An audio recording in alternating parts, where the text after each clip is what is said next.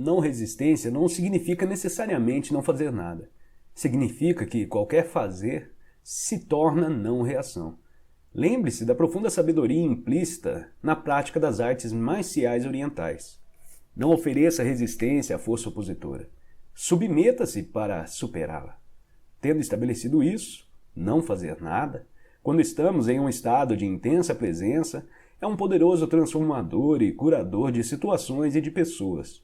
No taoísmo, existe a expressão Wu Wei, que é comumente traduzida por atividade sem ação, ou sentar-se silenciosamente sem fazer nada. Na antiga China, isso era considerado como uma das mais elevadas conquistas ou virtudes.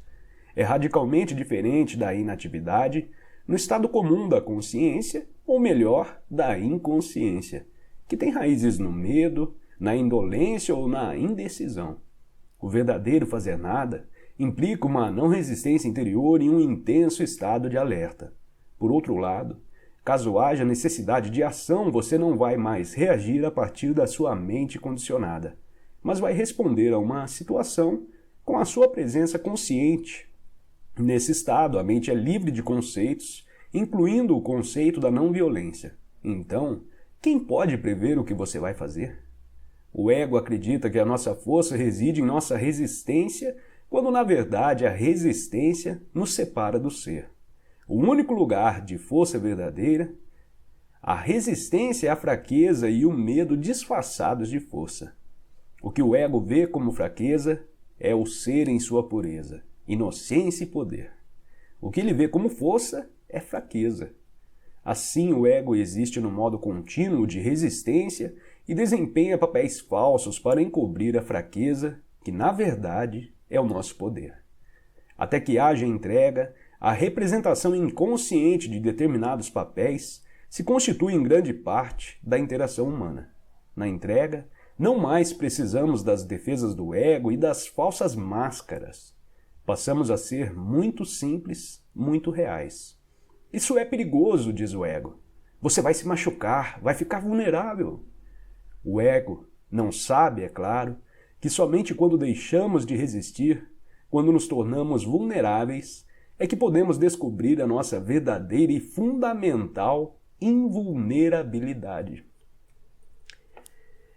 Nessa questão de violência, que eu posso compartilhar com vocês aqui, é um exemplo que o mundo inteiro conhece, né? Eu acho que é meio pesado de falar, principalmente na questão de violência, mas em questão de entrega, eu acho que não teve entrega maior, que seria o exemplo de Cristo, né? Às vezes a gente está numa...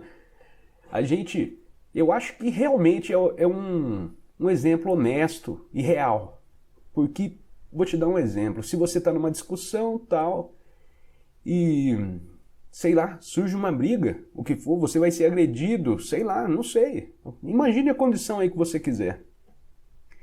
E você ser capaz de se entregar à situação, à condição. Você seria capaz, né, de se entregar, mas não aquela entrega falsa, uma entrega consciente, que você estaria ali só revidando para defender o seu ego, o seu orgulho, né? Porque, principalmente, se você é homem, né? Ao menos na minha época, era assim, apanhou na rua, apanha em casa, vira homem, não sei o quê, homem não chore, homem bababá, homem bebê.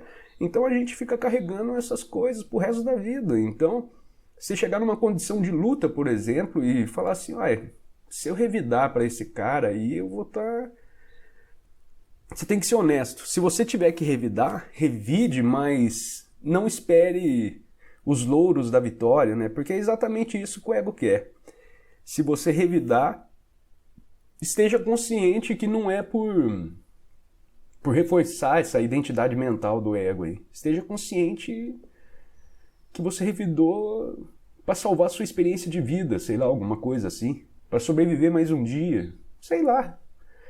Mas eu acho que o maior exemplo realmente é Cristo, né? Se você botar as condições que ele passou, tudo que ele passou e a entrega que ele teve que fazer, eu acho que não há entrega maior do que isso. É um grande arquétipo, né? Se você levar Cristo como um arquétipo, Meu pai, imagina o tanto de entrega, essas entregas que a gente tem que fazer em discussões, em briguinhas dentro de casa, porque esposa isso, porque filho aquilo, porque sogra aquele outro, e mãe e tal, e bebê.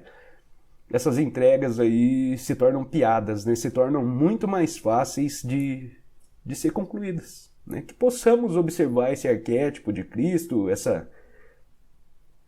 esse exemplo de entrega e praticar um pouquinho mais de entrega na nossa vida.